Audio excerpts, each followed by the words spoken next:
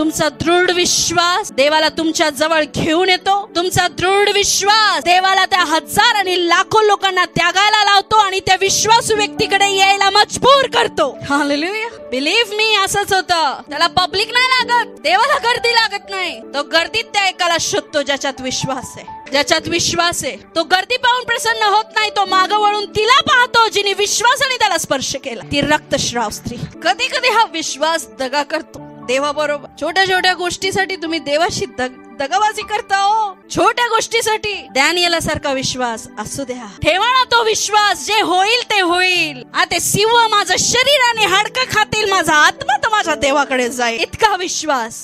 पण देवाला म्हणतो, डॅनियला तुझा विश्वास काय साधा सुद्धा नाही. तू माझ्या पवित्र नावाला राखून ठेवण्याचा प्रयत्न केलाय, मी तुला राखून ठेवेल.